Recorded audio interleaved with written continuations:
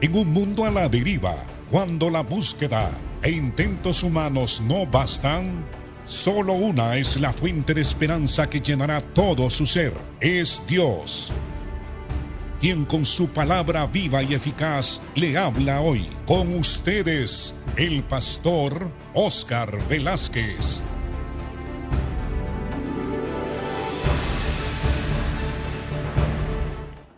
Dios les bendiga, amados hermanos. Hoy continuamos estudiando el libro de Lucas, pero es un día muy especial porque hoy concluimos el estudio del Evangelio según San Lucas. Estamos en el capítulo 24, cuando Jesús ha resucitado de entre los muertos y se les aparece a varios grupos de discípulos y también a unos discípulos que van camino a la aldea de Emaús. Y el Señor ahí les habla, les abre las escrituras y además les habla del futuro respecto a cómo deben de predicar el evangelio a toda criatura. El pasaje se encuentra en el versículo 36 de Lucas 24 y el pasaje dice así: Mientras ellos aún hablaban de estas cosas, Jesús se puso en medio de ellos y les dijo: paz a vosotros. Entonces, espantados y atemorizados, pensaban que veían espíritu. Pero él les dijo: ¿por qué estáis turbados y vienen a vuestro corazón estos pensamientos? Mirad mis manos y mis pies, que yo mismo soy. Palpad y ved, porque un espíritu no tiene carne ni huesos, como veis que yo tengo. Y diciendo esto, les mostró las manos y los pies, y como todavía ellos de gozo no lo podían creer. Y estaban maravillados, y él les dijo: ¿tenéis aquí algo de comer? Entonces le dieron parte de un pez asado y un panal de miel. Y él lo tomó y comió delante de ellos. Y les dijo: estas son las palabras que os hablé, estando aún con vosotros, que era necesario que se cumpliese todo lo que está escrito de mí en la ley de Moisés y en los profetas y en los salmos. Entonces el Señor les abrió el entendimiento a los discípulos para que comprendieran las escrituras, y les dijo: así está escrito, y así era necesario que el Cristo debería de padecer y resucitase de los muertos al tercer día, y que se predicase en su nombre el arrepentimiento y el perdón de pecados en todas las naciones. Y vosotros sois testigos de estas cosas. He aquí yo enviaré la promesa de mi Padre sobre vosotros, pero quedaos vosotros en la ciudad de Jerusalén hasta que seáis investidos del poder de lo alto. Después de esto, lo sacó fuera de Betania, y alzando sus manos los bendijo. Y aconteció que, bendiciéndoles, se separó de ellos y fue llevado arriba al cielo. Y ellos, después de adorarlo, volvieron a Jerusalén con gran gozo, y estaban siempre en el templo, alabando y bendiciendo a Dios. Amén. Estas son las últimas palabras que escribió Lucas, el historiador Lucas, después de haber indagado diligentemente sobre todas las cosas referentes a lo que les había sucedido a los apóstoles y referentes a la vida, a la obra, a las enseñanzas, a la muerte y resurrección de nuestro Señor y Salvador Jesucristo. Cómo se les apareció el Señor dando, como dice Lucas, pruebas indubitables, no solamente de su resurrección, sino de todo aquello que señalaba que Él era el Mesías, el Cristo, el Hijo del Dios viviente, que había sido enviado por el Padre a este mundo para dar su vida en rescate de muchos. Este es el registro histórico. Estas son las palabras y estos son los relatos de Lucas, el historiador, el que fue compañero de Pablo en su ministerio, donde se registra que Cristo se apareció varias veces a sus discípulos. Durante 40 días, Él estuvo apareciéndose a sus discípulos, como también para abrirles el entendimiento y que comprendiesen las Escrituras. Él había profetizado muchas cosas, había enseñado respecto a su vida, a su ministerio, a su identidad como el Dios manifestado en forma humana, solamente que no lo entendían los discípulos. Ahora, desde la perspectiva de la resurrección de nuestro Señor, para ellos era mucho más fácil entender y comprender la deidad del Mesías que a ellos se les había predicado históricamente en todo el Antiguo Testamento. Comprendían las profecías que hablaban del Mesías, del Rey ungido y del Salvador del mundo que había de venir. Eso lo entendieron después de que Cristo había muerto y había manifestado ciertamente el gran poder de la resurrección y cómo Él resucitó de entre los muertos, dando a entender que Él era hombre, pero al mismo tiempo era el Dios encarnado, que era divino, era el Hijo de Dios, Dios mismo que había venido a la tierra. Una vez que fue removido estas dudas y esta incredulidad de los discípulos, durante 40 días el Señor estuvo explicándoles, abriéndoles las Escrituras, señalando los textos de las Escrituras del Antiguo Testamento que ciertamente profetizaban de Jesucristo y que hablaban de la identidad del Mesías, del Rey de Israel.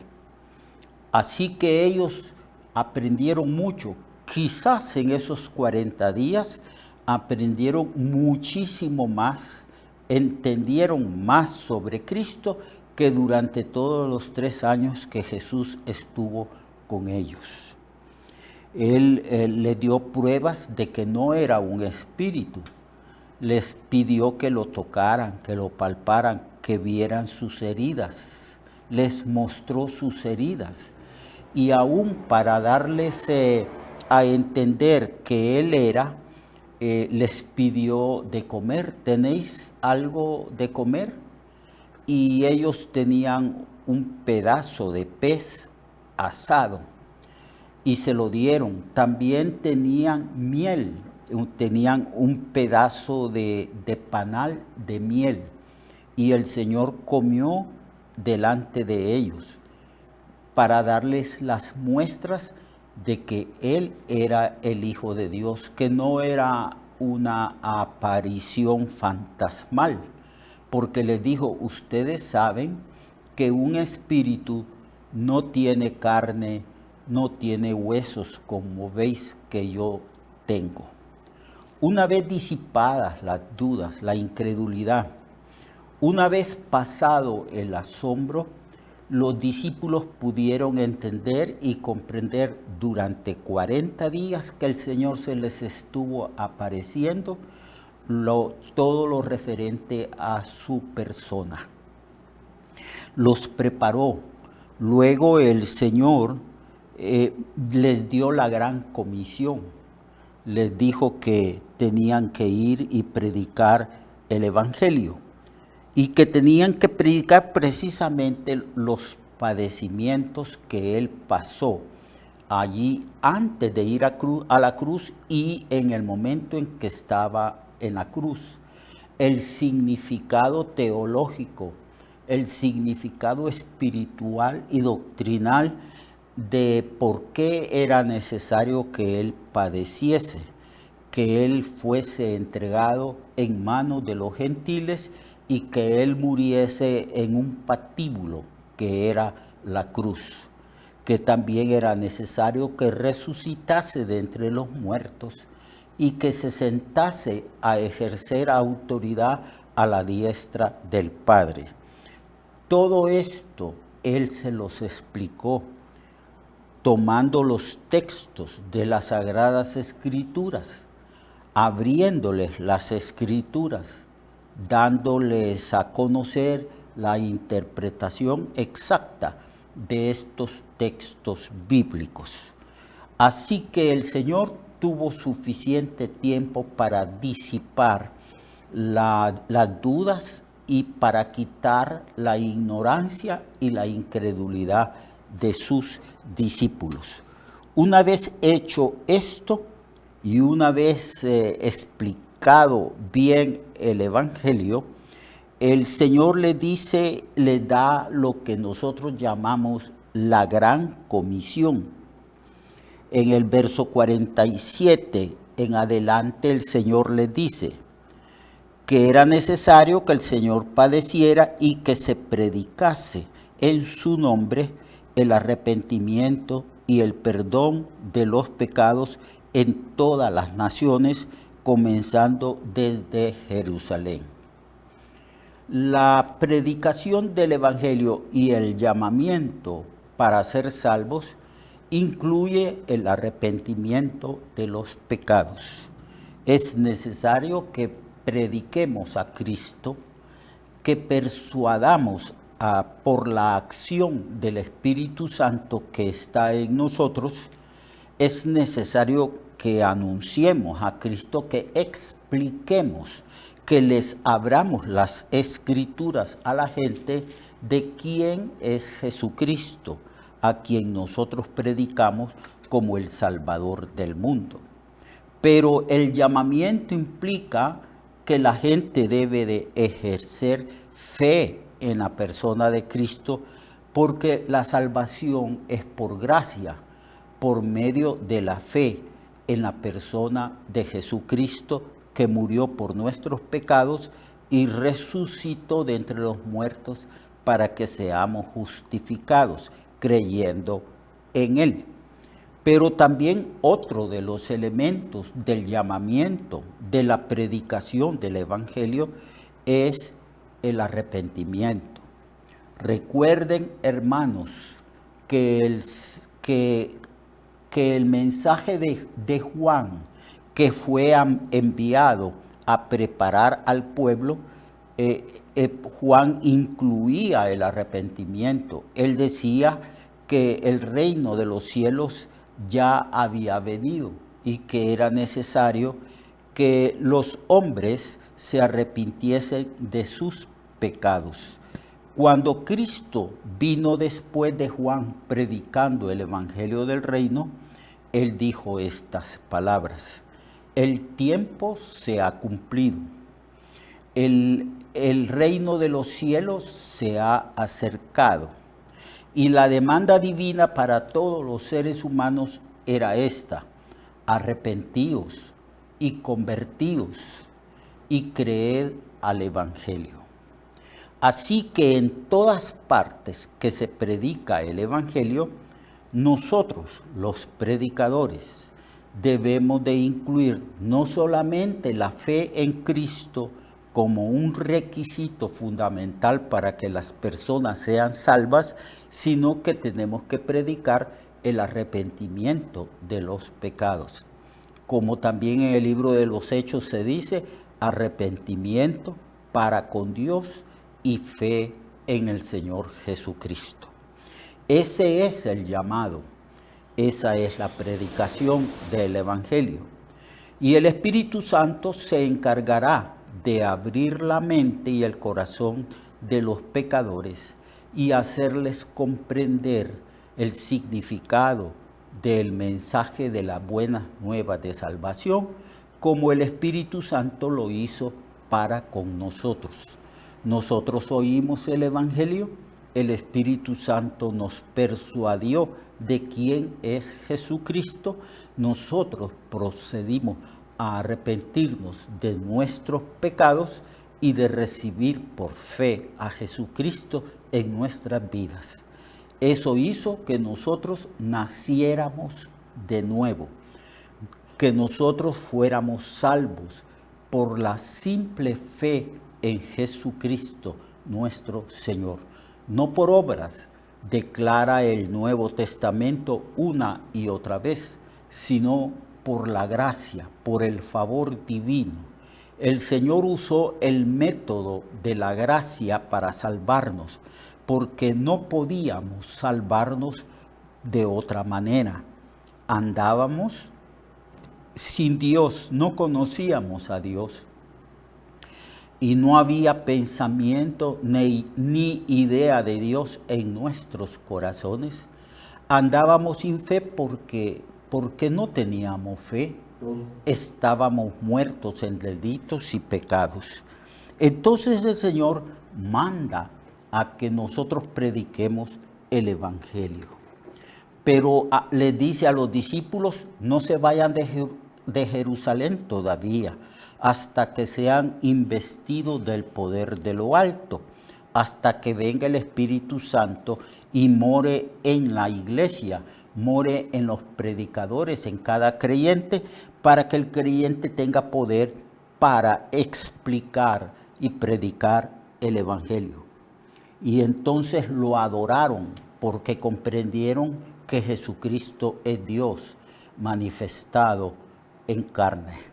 Lo adoraron y llenos de gozos vieron cómo el Señor iba al cielo y se sentaba a la diestra de Dios, y estaban ellos gozosos en Jerusalén, en el templo, alabando y glorificando y bendiciendo al Señor. Aquí termina el Evangelio de Lucas. Mañana comenzaremos una serie de mensajes, intitulados esta serie de mensajes los pasajes más importantes de la Biblia. Los pasajes más importantes de la Biblia o de las Escrituras. Lo espero mañana para que leamos y comprendamos los textos más significativos e importantes de las Sagradas Escrituras. Hasta mañana. Dios le bendiga y amemos siempre al Señor y vivamos para la gloria de Él. Recuerde que su vida puede cambiar y mejorar, porque la palabra de Dios es viva y eficaz y más cortante que toda espada de dos filos. Hebreos 4:12. Nuestra oración y deseo es que esta palabra predicada lleve mucho fruto. Le esperamos en el próximo programa, a esta misma hora y en esta misma estación. Esta es una producción de Ministerios Reflexionarte, en colaboración con Cirkenu Network.